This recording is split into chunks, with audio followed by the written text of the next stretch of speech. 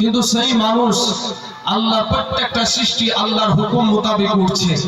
দেখেন সূর্য তার নিয়মিত ঠিক টাইম বাই টাইমে তার আল্লাহর হুকুম মেনে চলছে, চন্দ্র ঠিক তার টাইম বাই টাইম আল্লাহর হুকুম মেনে চলছে। কিন্তু একমাত্র মানুষ, এই মানুষগুলা যে আল্লাহ পাক রব্বুল আলামিন এত সুন্দর করে সুঠাম করে আপনাকে আমাকে সৃষ্টি করেছে, সেই আল্লাহ যে আমাদেরকে যে হুকুমটা করলো, সেই আল্লাহ কাজের দিকে আমরা একটুও বাবাজি অগ্রসর হতে রাজি না।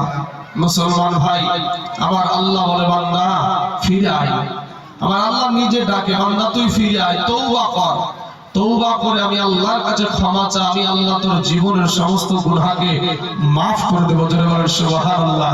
বাবার আমার ভাই জানেরা, ওগো আমার পর্দার আড়ালের মা খালা গো, শুনে জানা যে রাতের বেলা মা, এই দুনিয়াটা কিছুই না রে মুমিন।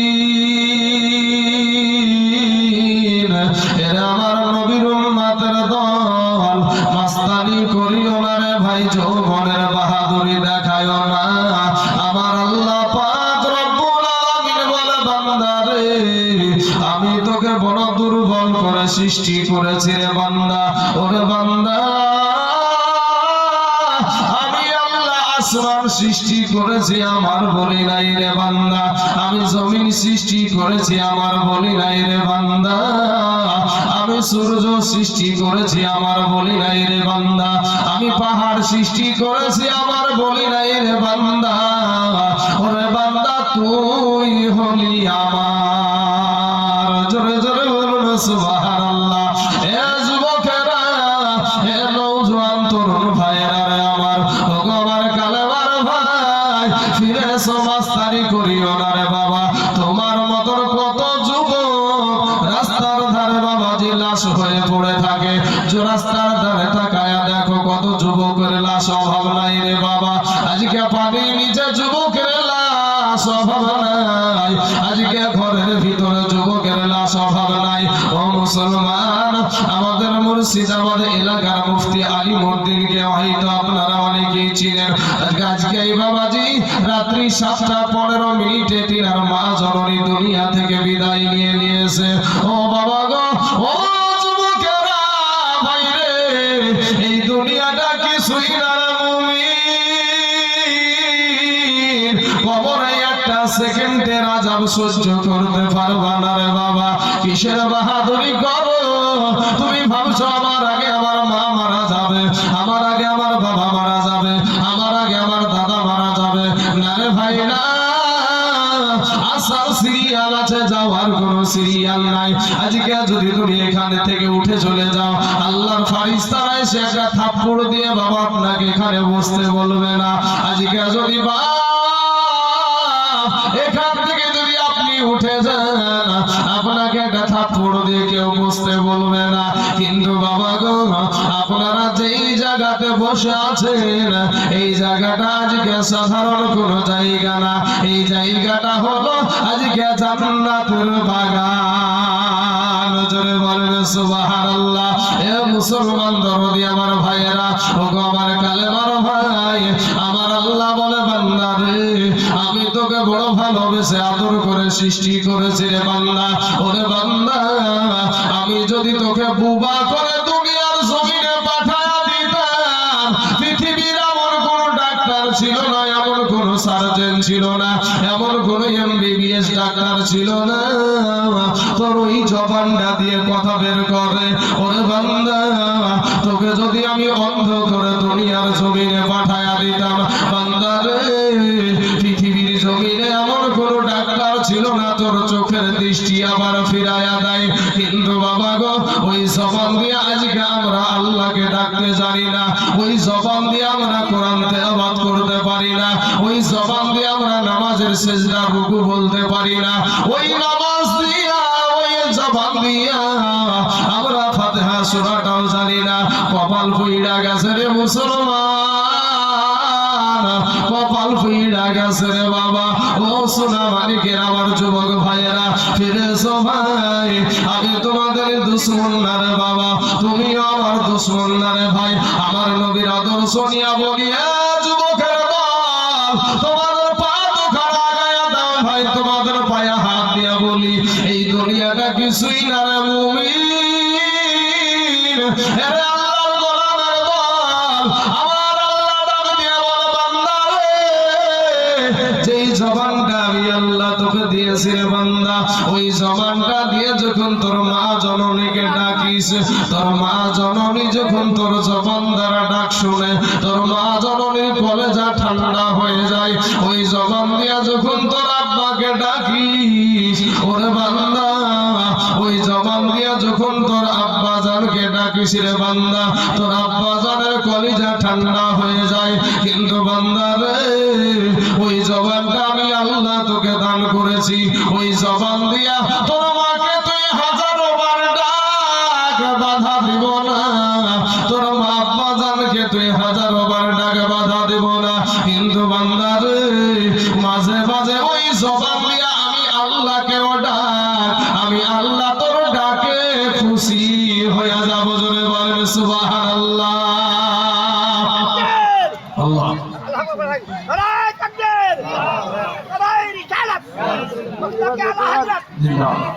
বাবাজি আমার সোনামানিকেরা ওগো আমার যুবক ভাইয়েরা ওগো আমার কালেমার ভাইয়েরা এ আমার পর্দার আড়ালের মা খালা গো শুনো রে যুবক আমার আল্লাহ নাম দিয়া বলে বান্দা রে তুই মনে করছিস আমার চাইতে তোর মা জননী তোকে বেশি ভালোবাসে ওরে বান্দা তুই মনে করছিস আমার চাইতে তোর বাবা তোকে বেশি ভালোবাসে ওরে বান্দা তুই মনে করছিস আমার চাইতে তোর বিবি তোকে বেশি ভালোবাসে ওরে বান্দা তুই মনে করছিস আমার চাইতে তোর সন্তান তোকে বেশি ভালোবাসে না রে বান্দা না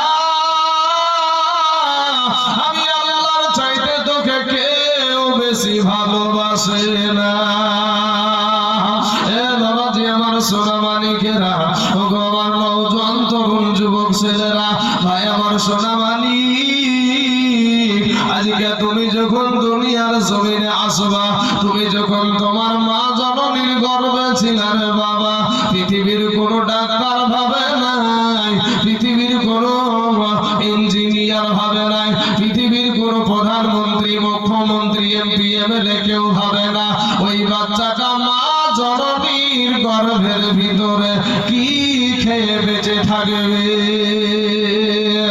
এই কথাটা তো দুনিয়ার কেউ ভাবলো না কিন্তু আব্বা গো নিজের বিবেককে জিজ্ঞাসা করেন ওই বিবেক বলে দিবে আপনি আমি মা জননীর পেটের ভিতরে বাবা আমরা জীবিতই ছিলাম মা জননীর পেটের ভিতরে নড়াচড়া আমরা করতাম এ বাবা গো মা জননী পেটের দিকে নজর করতো আমার সন্তান আমার পেটের ভিতরে নড়াচড়া করছে মা খুশি হয়ে যেত রে বাপ কিন্তু ভাইরে পৃথিবীর কেউ তো সেদিনে ভাবলো না ওই বাচ্চাটা মায়ের আমার পেটে কি খেয়ে বেঁচে আছে আমার আল্লাহ বলে বান্দা রে আমি তোকে বড় আদর করে সৃষ্টি করেছি রে বান্দা আজকে তোকে আমি দুনিয়ার জমিনে পাঠাবো তুই মা জননীর পেটে যে কিভাবে তুই সুন্দর সঠিক ভাবে থাকবি সেই ব্যবস্থা আমি আল্লাহ নিজে করে দিয়েছি জোরে বলেন সুবহানাল্লাহ এ যুবকের আমার ভাই জানেরা দিলখানা একটু নরম করে দেবেন বাবা একটু দিলখানা নরম করে দেন গো বাপ ও আব্বা জান ও যুবক সন্তানেরা রে ভাইয়েরা আমার মা খালা গো দিলখানা একটু নরম না করলে রে মা তোমার কিন্তু ভালো লাগবে না রে যুবক তোমার কিন্তু দিল যদি নরম না হয় তাহলে কিন্তু ভালো লাগবে না কিন্তু বাবা গো একটা বার আল্লাহ পাক আপনার প্রত্যেকটা মানুষের বিবেকের একটা আদালত দিয়েছে রে বাবা ওই বিবেকের আদালত দিয়ে আপনি একটা বার চিন্তা করে দেখেন এই হাতের দ্বারাই কত গুনাহ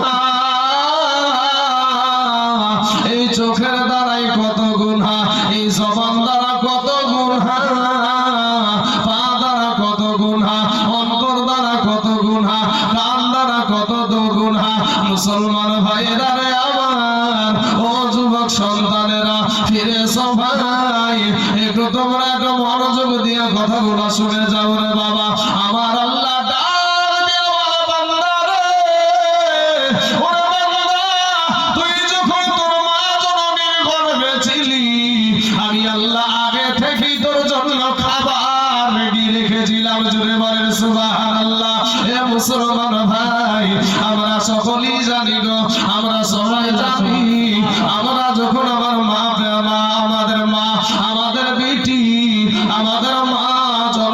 মাসে মাসে একটা অসুখ হয় না বাবা? এই অসুখটা হলো, কিন্তু যখন বাচ্চা পেটে আসলো কোন ডাক্তারের কোনো প্রয়োজন হয় না, কোন সার্জনের প্রয়োজন হয় না, অটোমেটিক ওই রক্তটা ওই অসুখটা ভালো হয়ে যায়। কথা বলে ঠিক না ঠিক? কোথায় গেল যেটা 13 বছর 12 বছর বয়স থেকে নিয়ে নিয়মিত যেটা চলছিল, কোথায় গেল? একটু বুঝেন বাবা। এ যুবকেরা বাপ, না বুঝলে ভালো লাগবে না। এক মঘা জীবনে কোনদিন আয়না দেখেনি হুজুর। মঘা আয়না, মুখ দেখি না আয়নাতে, আয়না বুঝুন তো আপনার আয়না, ওই আয়না এক মঘা জীবনে কোনদিন আয়নাই দেখেনি। তখন আপনাদের এখানকার, আমি তো বাজারের নাম জানি না, কথার কথা এক্সাম্পল এটা বলছি বাবাজি, পানিশালা নামটা আমার মনে আছে, কৃষ্ণমুড়ি নামটা মনে আছে। পানিশালার বাজারে পাইকারি দরে বাবাজি আয়না বিক্রি হচ্ছে, পাইকারি দরে 10 টাকা বলা আয়না। তো মঘা মনে মাঠে থেকে মুড়িশ টুড়িশ খেতে এসে টাকা হাতে পেয়েছে, 10 টাকা দিয়ে একটা আয়না কিনেছে। আয়না কেনার পরে আয়নাটা খাপ থেকে বের করে আয়নার দিকে তাকিয়ে দেখছে যে আয়নার ভিতরে একটা মানুষ, আয়নার ভিতরে একটা মানুষ। মঘা তখন চিন্তা করছে, হায় হায় হায়, এ তো আজব জিনিস, মানে ওর কাছে এমন এই জিনিসটা কঠিন আজব জিনিস হয়ে গেছে। মঘা তখন বা বগলের ভিতরে লুকিয়ে একেবারে নিয়ে গিয়ে বাড়িতে হেফাজত করে নিয়ে গিয়ে, বাড়িতে আর কাউকে দেখায়নি ভাই, বাড়িতে নিয়ে গিয়ে লুকিয়ে রেখেছে। প্রত্যেকদিন দুপুর বেলাতে গোসল টোসল করে আপনার একবার করে তেল টেল মাখার পরে একটা ভালোভাবে চাকচিকর হয়ে ওই আয়নাটাকে একবার করে বের করে আর দেখে, একবার করে বের করে আর দেখে। তো বাড়িতে তো আর ওই একলা নাই, আরো তো মানুষ আছে। আর বিবি বলছে ব্যাপার কি, ও প্রত্যেকদিন ওখানে কি করে, ওই প্রত্যেকদিন ওই জায়গাতে কি করে, মঘার ব্যাপার স্যাপার কি, আমাকে লুকিয়ে কি করে। আজ মঘা বাড়ি থেকে বের হোক, তারপরে কার হবে। স্বামীটা যখন বাড়ি থেকে বেরিয়ে গেছে, ই যেমন বাবা তার কাটা বুদ্ধি ছিল মঘা, আর স্বামীটা আর বিবিও তার কাটা বুদ্ধি ছিল মুভি। ও তখন স্বামীটা যখন বাড়ি থেকে বেরিয়ে গেছে, তো ওই আপনার লুকানো জায়গা থেকে আয়নাটা বের করে আয়নার দিকে তাকিয়ে দেখছে, আর বিবিকে তাকিয়ে দেখছে যে আয়নার ভিতরে একটা সুন্দরী মহিলা, আয়নার ভিতরে একটা সুন্দরী মহিলা। যেমন মহিলা দেখেছে বুঝতে পেরেছেন বাপ, আর এর মেজাজ গরমা, 40-এর কোঠা পার হয়ে গেল, আর এই বয়সে আবার আমার মতন সুন্দরীকে রেখে ও আবার প্রেম করতে আরম্ভ করেছে। মেজাজ গরম করে একেবারে বুঝতে পেরেছেন শাশুড়ি মায়ের কাছে, শাশুড়ি মায়ের কাছে যে মা দেখেন দিদি আপনার বেটা কুকর্মগুলা দেখেন রে মা, কি হয়েছে, কি হয়েছে রে মা, কি হয়েছে? তোর আপনার বেটা 40-এর কোঠা পার হয়ে গেল, কবে জানি জামাই সে বাপ বলে ডাকে, আর এই বয়সে আমার মতন সুন্দরীকে রেখে ও আবার প্রেম করতে আরম্ভ করেছে। মায়ে তখন একটা ধমক দিল, আমার বেটার মতন বেটাই নাই, আসলে তো সাদা সিধা বেটা। তখন বলছে ই, তখন রাগে বুঝতে পারছেন না, ফন ফন ফন ফন করছে, খরিশের মতন রাগ হয়ে গেছে, খরিশ সাপের মতন রাগ হয়ে গেছে। হঠাৎ করে বৃদ্ধ বুড়ি মহিলা শাশুড়ি আম্মা ওর হাত খানকে খটাম করে ধরেছে, ধরে বলছে চলেন আপনাকে ডাইরেক্ট প্রমাণ দেখাচ্ছি, সচক্ষে আপনাকে প্রমাণ দেখাচ্ছি। তো ডাইরেক্ট নিয়ে যে বাবাজি এরা স্বামী স্ত্রী যেমন তার কাটা বুদ্ধি ছিল, মঘার মঘি ভাই ওর মাও তার কাটা বুদ্ধি ছিল। এবার ওর মাকে টানতে টানতে নিয়ে গিয়ে ওই আয়না বের করে দিয়েছে, আয়নাটা বের করে দিয়েছে। এবার আয়নার দিকে বুড়ি মহিলা তাকিয়ে দেখে যে আয়নার ভিতরে একটা বুড়ি মহিলা, আয়নার ভিতরে একটা বুড়ি মহিলা। এই যেমন বুড়ি মহিলা দেখেছে ভাই, এর কান্না কেউ চুপাতে পারে না, শুধু কান্দে, ও বেটা তুই কি করলি, ও বেটা তুই কি করলি। কেউ যখন চুপাতে না পারলো, বেটার কাছে খবর গেল, বেটা আসলো, বলে মা কাঁদো কেন, ও মা তুমি কাঁদছো কেন? তখন মায়ে বলছে বেটা রে, ওরে বেটা ইসলাম ধর্মে 4টা বিহা করা জায়েজ আছে রে বেটা, তুই আর পালি না, এই বুড়ি কি পালি। এই বুড়িটাকে আর মা বুঝলেন না, এটা ওদের বুঝার দোষ না ওদের আয়নার দোষ, বুঝার দোষ। এই বুঝা বুঝিয়ে না বাবা, এই বুঝা বুঝিয়েন না, দিলখানা একটু নরম করে দেন। আজকে বাবাজি এই চোখ দুটো বন্ধ হয়ে গেলি তিনখানা কাফন ছাড়া আপনাকে আর কিচ্ছু দিবে না। এই যে যুবক ছেলেগুলা মাস্তানি করে দাঁড়িয়ে আছে না, এদেরকে অনেকবার বললাম ভাই আমার শোনা, আমার তোমার পা দোকানে হাত দিয়ে বলছি ভাই বসে যাও, এরা বসবে না। অথচ এখন যায় যদি ধরা যায়, এই বেটা বলতো 5 ওয়াক্ত নামাজের ভিতরে এবং বাইরে 13টা ফরজ আছে, একটু বলতো, আর মুখ দিয়ে বানাবে না। রুকুতে গিয়ে কি বলতে হয় ওরা জানে না, সেজদায় গিয়ে কি বলতে হয় জানে না, আত্তাহিয়াতু জানে তো বাবাজি, দুরূদ শরীফ জানে না, দুরূদ শরীফ জানে তো দোয়া মাসুরা জানে না, দোয়া মাসুরা জানে তো দোয়া কুরআন জানে না। আর কোরআন শরীফের কথা কি বলবো বাবাজি, 100টা আপনার 100টা মুসল্লির ভিতরে 95টা মুসল্লি শুধু ওই ইন্না আতাইনার কুল, এর ভিতরে 10টা ভুল আছে। কি হুজুর, হ্যাঁ মাখরাজ নাই, ওয়ারাতিল কোরআন তারতিলা। আল্লাহ নিজেই বলছে কোরআন তারতিলের সহিত পড়তে, অথচ কোরআন সহি করতে পড়তে জানে না। দেখবেন মাথায় একবারে বড় টুপি দিবে, একবারে বিয়ে করার দিনে ড্যাং ড্যাং ড্যাং ড্যাং করে বিয়ে করতে চলেছে। আরে বাবা কিছু বলছেন,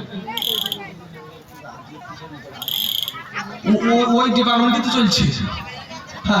আমার মা খালারা গো, মা আমি আপনাদের সন্তানের মতন, বাচ্চা আপনাদের কোলে আছে হয়তো, তো আপনারা যদি একটু একটু আগিয়ে বসেন, সামনে জায়গাটা ফাঁকা আছে, তাহলে পিছনে মহিলাগুলো একটু বসার মতো সুযোগ হয়ে যাবে। আমার মা জননীদেরকে বলবো, মা পারলে একটু যদি সুযোগ করে দেন খুব ভালো হয়। আমি আপনাদেরকে করজোরে অনুরোধ করে বলবো যে মা একটু একটু যদি সামনে আগানোর চেষ্টা করেন তাহলে খুব ভালো হয়। একটু যুবক ভাই আমার আব্বা জানে না, আমার পর্দার আড়ালের মা খালা শুনেন ভাই, এই দুনিয়াটা মাস্তানি করেন তো ভাই, কতগুলো টাকার গৌরব দেখায়, কিন্তু এত টাকার গৌরব আছে ভাই, নিজের টাকা নিজে খেতে পায় না, এরকম ইতিহাস আছে না নাই গো? আপনারা বলবেন কিসের নিজের টাকা নিজে খেতে পাই না? একটা ধনী কোটি টাকার মালিকের বাড়িতে বিরিয়ানি হয়, পোলাও হয়, কত রকমের খাবার হয়, কিন্তু দেখবেন ও বেটা সবজি ছাড়া কিছু খেতে পায় না, সবজি ভাত ছাড়া খেতে পাই না। বিরিয়ানি খেতে গেলে সমস্যা, মাংস খেতে গেলে সমস্যা, আজকে আপনার মিষ্টি খেতে গেলে সমস্যা।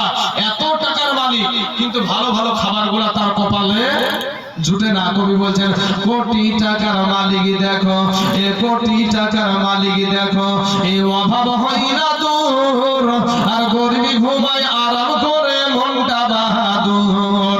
ফেরাউনের লাশটা দেখো, এ ফেরাউনের লাশটা দেখো, এ মিশর জাদু ঘরে খাই না মাটি, ফুকা মাছি সবাই ঘৃণা করে। হৃদয় থাকিতে যার, এ হৃদয় থাকিতে যার, এ নম্রতা সদা রহমত আসিবে সেটা প্রভুর ওয়াদা। বড়র বড়াই থাকলে দিলে, এ বড়র বড়াই থাকলে দিলে বাইরে রহমত আসবে না, আর নিজেকে নিজে ছোট মনে করিও সদা। উঁচু জমিন থেকে পানি, উঁচু জমিন থেকে পানি, এ নিচু জমিনে যাই, তেমনি কইরা খোদার রহমত আসে নম্রতার হৃদয়। ভোগ বিলাসের বাড়ি গাড়ি, এ ভোগ বিলাসের বাড়ি গাড়ি, এ পড়ে রবে সব, থাকবে সবাই স্মরণ করো আল্লাহ আমার রব। যুবক রে, আল্লাহর গোলাম হয়ে যাব রে বাবা, একটা সেকেন্ডের আযাব সহ্য করতে পারবা না রে বাপ। ও মা খালারা গো, একটা সেকেন্ডের আযাব সহ্য করতে পারবেন না গো মা। জীবনে পর্দা করেন গো মা, আপনি পর্দা করে দুনিয়া করেন গো মা। ইসলামে নামাজ পড়া যেমনি ভাবে ফরজ, ও মা খালারা পর্দা করাটাও তেমনি ভাবে ফরজ। আপনার মতো কত মহিলা সংসারের সমস্ত কাজ করে, এরপর 5 ওয়াক্ত নামাজ পড়ে, পর্দা করে, অভাব নাই রে মা। তোমার মতন কত বোন স্কুলে যাই, কলেজে যাই, ইউনিভার্সিটিতে যাই, এরপর 5 ওয়াক্ত নামাজ পড়ে, পর্দা করে, তুমি কেন পারবা না রে বাবা? এরে আমার কালেমার ভাই, এ যুবকেরা সন্তানেরা শুনে নাও, তোমার মতন কত যুবক 5 ওয়াক্ত নামাজ পড়ে, মুনিশ খেটে ভাত খায়, এরপরও 5 ওয়াক্ত নামাজ পড়ে, অভাব নাই রে বাবা। তুমি কেন পারবা না রে বাবা? তোমার মতন কত যুবক রাস্তায় করে ভাত খাই, এরপরও 5 ওয়াক্ত নামাজ পড়ে, তুমি কেন পারবা না রে বাবা? তোমার মতন কত যুবক স্কুলে পড়ে, কলেজে যায়, চাকরি করে বাবা, এরপরও ব্যবসা করে, এরপরও 5 ওয়াক্ত নামাজ পড়ে, তুমি কেন পারবা না রে বাবা? এরে আমার ভাই জানে না, কবর এমন একটা কঠিন জায়গা গো। ওই কবর আমার দয়ার নবী, মায়ার নবী, আমার নূর নবী বলেছেন, কেউ যদি একটা বার দেখে ফেলতো কবর কতটা কঠিন জায়গা, মানুষ মরে যেত, এরপরেও কোনো মানুষকে কবরে দিত না। আজকে মুসলমান, তোমার অন্তরে ভয় লাগে না? ও যুবক রে, তোমার ভিতরে ভয় লাগে না? কিন্তু শুনে না, আল্লাহর কোরআন যেমন সত্য, নবীর হাদিস যেমন সত্য, তোমাকে মরতে হবে এটাও তেমন সত্য।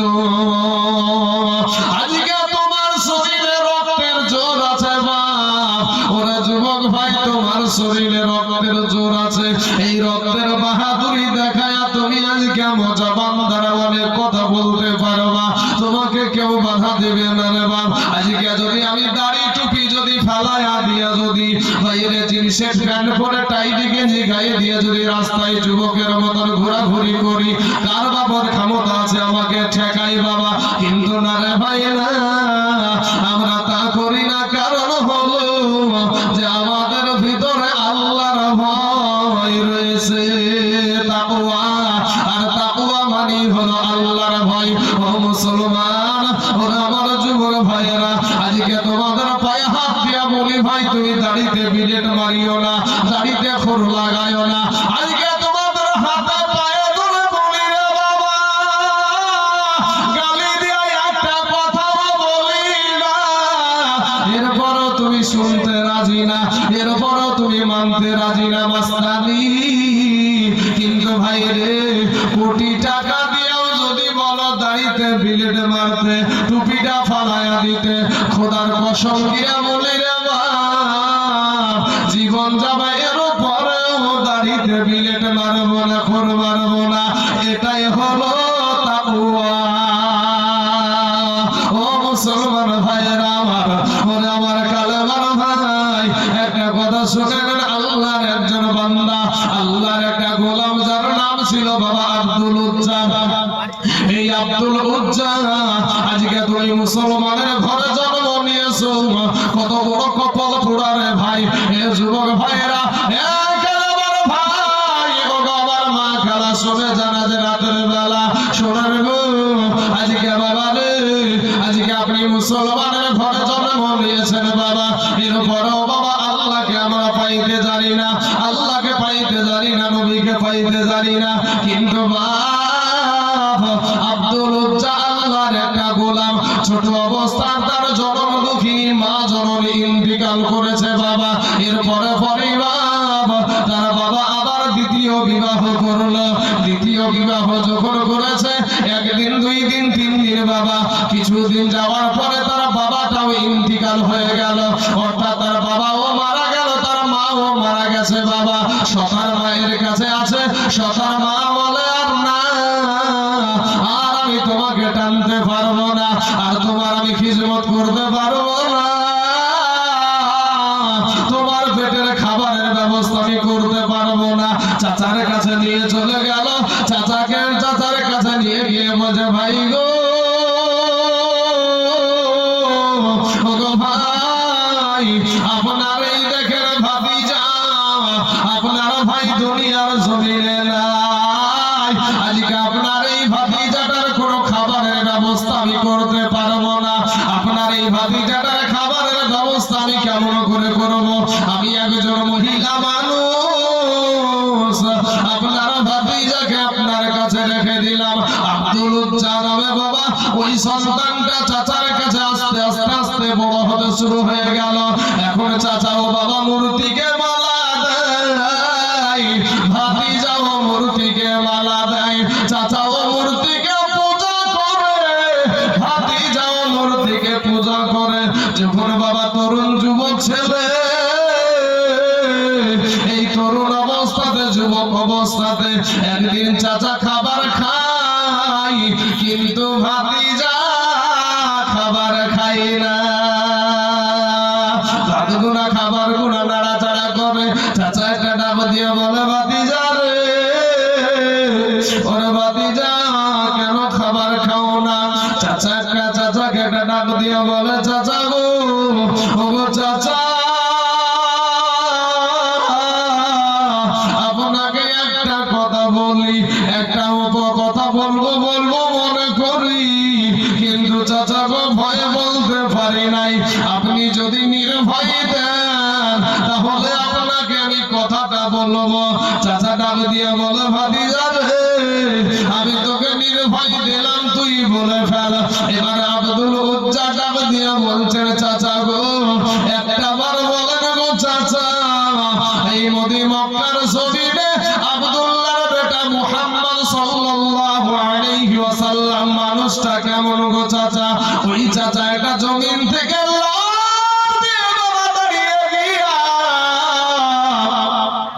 এটা ডাক দিয়ে বলে ভাতিজা রে, ওরে ভাতিজা, পৃথিবীর জমিনে যদি কোন এক নম্বর মানুষ থাকে সেটা হলো ওই আব্দুল্লাহর বেটা মুহাম্মদ। জোরে বলেন সুবহানাল্লাহ। এ কালেমার ভাইরা, ওগো আমার মুসলমান যুবকেরা, এবার ওই তরুণ যুবক ছেলে আব্দুল উজ্জা ডাক দিয়ে বলে চাচা গো, আপনিও যখন সাক্ষী দিলেন তিনি একজন ভালো মানুষ, তিনি একজন সত্যবাদী, তিনি একজন আলামির মানুষ। ওগো আল্লাহ, ওগো আমার চাচা, তবে সে যে ধর্মটা সত্য ধর্মটা প্রচার করছে, ওই ধর্মটা যদি আমরা পালন করি, ওই ধর্মটা যদি আমরা কবুল করে নিই, ওই ধর্মটা যদি আমরা মেনে নিই, বলেন গো চাচা, তাহলে আমাদের ভালো হয়। এবার চাচা একটা ডাক দিয়ে বলে ভাতিজা রে, সে একটা ভালো মানুষ, এটা সত্য কথা, কিন্তু তার আমি কোন ওই ধর্মকে আমি মেনে নিতে পারবো না। কারণ আমার বাবা দাদার ধর্ম, আমি আমার বাবা দাদার ধর্মতে আমি চুনকালি মারতে পারবো না। আমি আমার বাবা দাদার ধর্মতে আমি কোনো সময় আমি চুনকালি মারতে পারবো না, ধর্ম পরিবর্তন করতে পারবো না। যুবক তরুণ যুবক ছেলে আব্দুল উজ্জা ডাক দিয়ে বলছে চাচা গো, আমি এতদিন মনে চিন্তা করতাম গো চাচা, যে আপনি একদিন কালেমা পড়ে মুসলমান হবেন, আপনি একদিন কালেমা কালেমাওয়ালা হবেন, আপনি একদিন কোরআনওয়ালা হবেন, আপনি একদিন নবীওয়ালা হবেন, আর তার সাথে সাথে আমিও কালেমা পড়ে মুসলমান হয়ে যাব। চাচা গো, আপনি যখন এক বাক্যে জানায়া দিলেন আপনি কোনোদিনও কালেমা পড়বেন না, আপনি কোনোদিনও মুসলমান হবেন না, ও চাচা, আপনাকে সাক্ষী রেখে আমি পড়ে নিলাম লা ইলাহা ইল্লাল্লাহ, পড়ে লা ইলাহা, ধরে ডাকেন লা ইলাহা ইল্লাল্লাহ, লা ইলাহা ইল্লাল্লাহ, লা ইলাহা ইল্লাল্লাহ, মুহাম্মাদুর রাসূলুল্লাহ সাল্লাল্লাহু আলাইহি ওয়াসাল্লাম। পালিগ্রাম, সুবহানাল্লাহ, নারে তাকবীর, নারে রিসালাত। পালিগ্রাম থেকে একজন 4000 টাকা বেতন ধরে বলে জিন্দাবাদ, সুবহানাল্লাহ, সুবহানাল্লাহ। আল্লাহ গো, এই 4000 টাকাকে আল্লাহ তুমি কবুল করে নাও, আল্লাহ এত দারাজ করে দাও, আল্লাহর জন্য তুমি বরকত দান করো, আমিন সুম্মা আমিন। একবার মুহাম্মদের সহিত নবীর উপরে দুরূদ শরীফ পড়েন তো। এ বাবা, এই যুবকের ভাই, এই শুনেন, একটু মেহরবানি করে শুনেন, মাস্তানি করিও না রে ভাই, কখন জানি ভাই তিনখানা কাফন ছাড়া তোমাকে কিচ্ছু দিবে না। যেই বন্ধুদের সঙ্গে আমার ভলেন্টিয়ার ভাইদেরকে বলবো যে আমার মা বোনদের কাছ থেকে এই গেটের পুরুষগুলাকে, গেটে যারা যে সমস্ত পুরুষগুলাকে আছে ওদেরকে হয় ভিতরে ঢুকান, আর না হলে যারা ভিতরে আসার নিশ্চয় আসবে, আর যারা আসবে না বাবাজি ওখানে আড্ডা মারবে, এই আড্ডা থেকে দূরে সরান। ভলেন্টিয়ার ভাইদেরকে বলবো, আমার মা খালাদেরকে ফরসা দিবেন বাবাজি। এ বাপ, আমার আল্লাহ নামাজ পড়ে না ভাই, আমার আল্লাহ রোজাও করে না, কিন্তু আমার আল্লাহ ইন্নাল্লাহা ওয়া মালাইকাতাহু ইউসাল্লুনা আলান নবী, আমার আল্লাহ পাক এবং আল্লাহর ফেরেশতারা আপনার আমার নবীর উপরে দুরূদ শরীফ পড়ে, জোরে বলে সুবহানাল্লাহ। সেই দুরূদ যখন পড়া হচ্ছে তখনও জবানটাকে বন্ধ রাখছেন। কি নিয়ে যাবেন? নিজেকে খুব চালাক মনে করেন? হ্যাঁ, নিজেকে খুব চালাক? চালাক না বাবা, আপনি চালাক না। একবার মহব্বতের সহিত পড়েন না দুরূদ শরীফ, আল্লাহুম্মা সাল্লি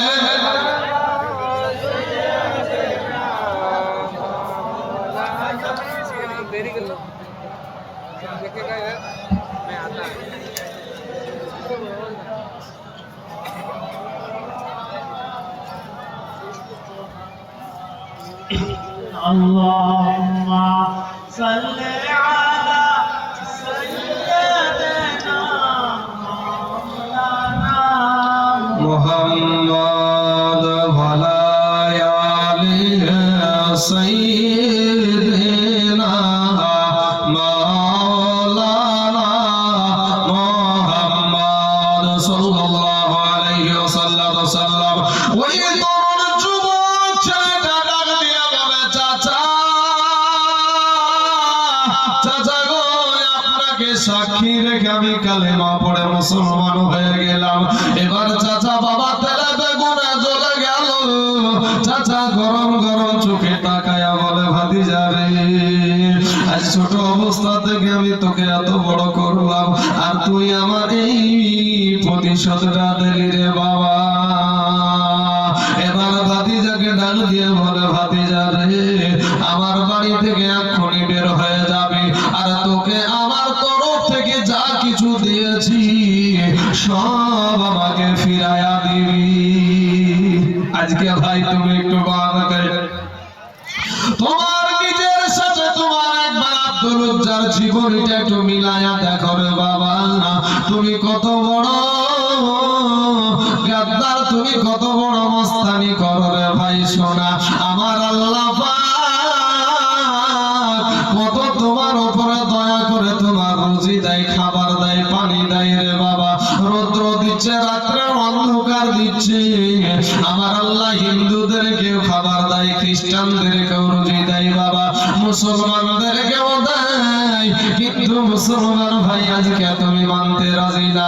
আজকে তুমি বলো আমি কাজ নিয়ে নামাজ পড়ার সময় পাই না, কিন্তু আল্লাহর গোলাম ভাই, আমার আল্লাহর ডাক আসলে হাজার কান্না করলেও সেদিন ছাড় বাবা না। এ মুসলমান ভাইরা, আব্দুল উজ্জাকে ডাক দিয়া বলে, চাচা চাচা গো, আমার কিচ্ছু চাই না, আমি শুধু আমার দয়ার নবীকে চাই। জোরে জোরে বলুন সুবহানাল্লাহ।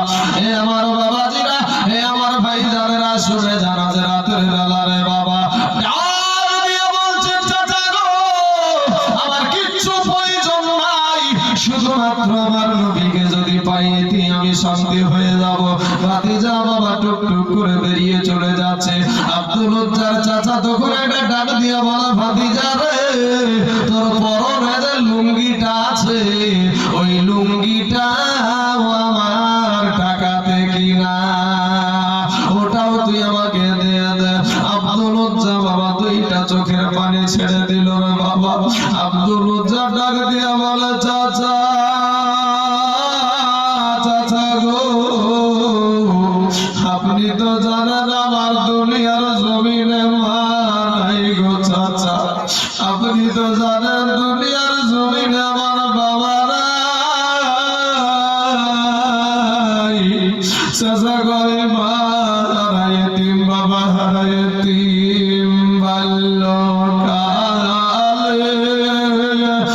মা বাপ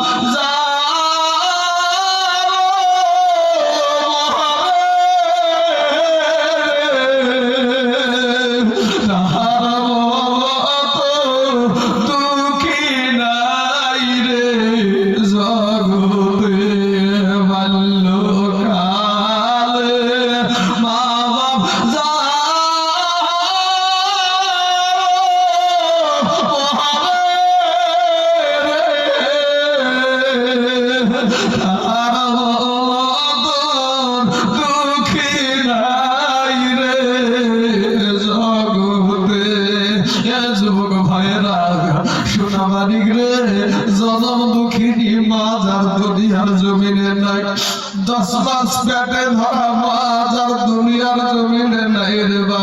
কত মানুষ সেখানে বসে আছে, মাকে কবরে রেখে দিয়েছে এই জলসা প্রাঙ্গণে আসতো মায়ের হাতে রান্না করা খাবার খেয়ে, কিন্তু আজকে এই স্টেজে আসতো। আজ মা দুনিয়ার জমিনে নাই, আজ আব্বা জান দুনিয়ার জমিনে নাই। কারা গো আজ মা হারা সন্তান এখানে বসে আছেন গো? কারা গো আজ আব্বা হারা সন্তান এখানে বসে আছেন? আমি আপনাদেরকে বলবো, আব্বা মাকে ভুইল না রে যুবক, আব্বা মাকে ভুইল না। এই দুনিয়াটা কিছুই না রে মুমিন, এটা আমার নবীর উম্মতের দল। মাস্তানি করিও না রে ভাই, তোমার মুখের ডাক শোনার জন্য এই মাগুলা পাগলের মতো হয়ে থাকে।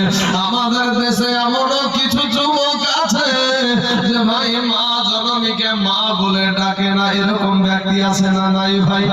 মাকে মা বলে ডাকে না রে বাবা, আব্বাকে আব্বা বলে ডাকে না।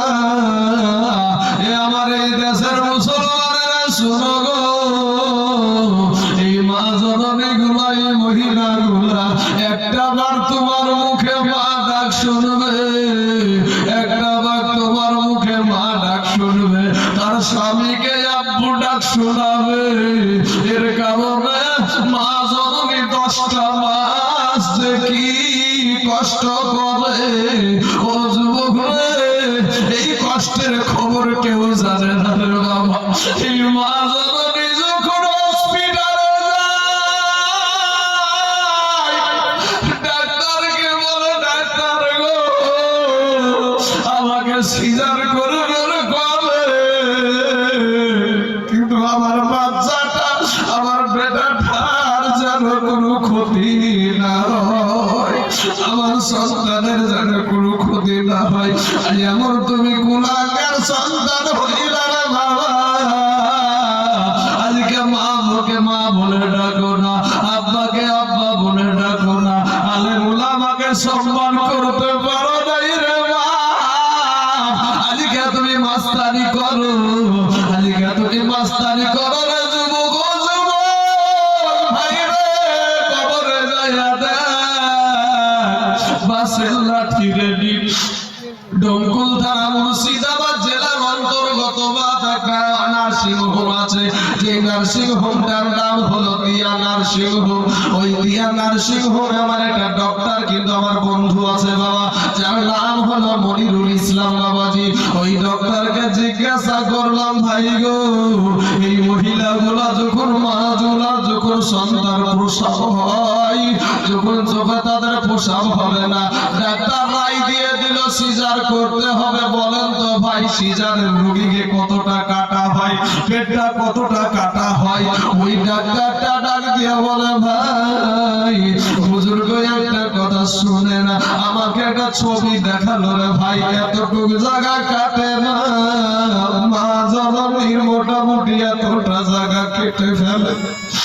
যেই মাটার শরীরে কোন রকমের কোনো খুঁত ছিল না বাপ, তোমার মুখে মা ডাক শোনার জন্য তার পেটটাকে বাবা কেটে ফেললো রে বাবা। এর বলে ভাই,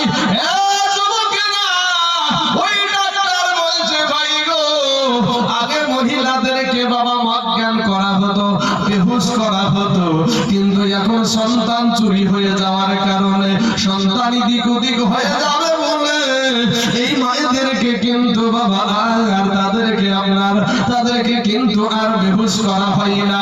মা জননীর এই জায়গাটা শুধু বোধা করা হয় বাবা না, মা জননী দেখতে পায় সবকিছু, মা জননী বুঝতে পারে সবকিছু। এরপরও নিজের জীবনটাকে দেহটাকে বেদের উপরে চাপাইয়া দিয়েছে, চাপাইয়া দিয়ে ডাক্তাই মনের বাসনা, আমি সন্তানের মুখে মা ডাক শুনবো।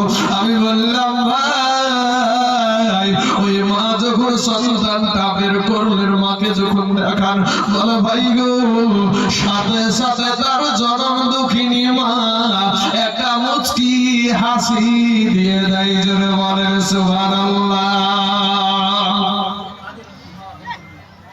আচ্ছা, আব্দুল কাদের 3300 টাকা। সুবহানাল্লাহ। আব্দুল কাদের সাহেব 3300 টাকা তার মা বাপের জন্য।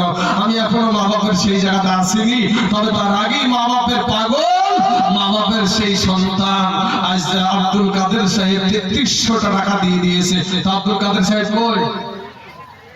কোন দিকে? আব্দুল কাদের সাহেব চাচা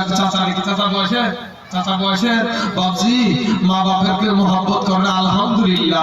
আমি তাইজুল ইসলাম যতই বড় বক্তা হই না ভাই, যতই বড় মুফতি হই আর মুহাদ্দিস হই, মক্কা মদিনার ইমাম হইয়া আল্লাহর জান্নাতে যাওয়া হবে না যদি এই মা বাপকে যদি ভালো না বাসি। এমন কোন আল্লাহর বান্দা আব্দুল কাদের চাচাকে বলবো, বাপ আপনি যখন বক্তার বক্তব্যের মধ্যেই যখন আপনি কিসে টাইম করে ভাই, হ্যাঁ কিসা এই দেখেন না বাবাজি আমার সোনা মালিকেরা, এদিকে ভাই ঠিক করো না, তবে পায়ে ভাই হেরত মাথা ছুটি উল্টাবে। বাবাজি সোনা আব্দুল কাদের চাচাকে বলবো 3300 টাকা দিয়েছেন বাবা। আমার মন একটা কথা আপনাদেরকে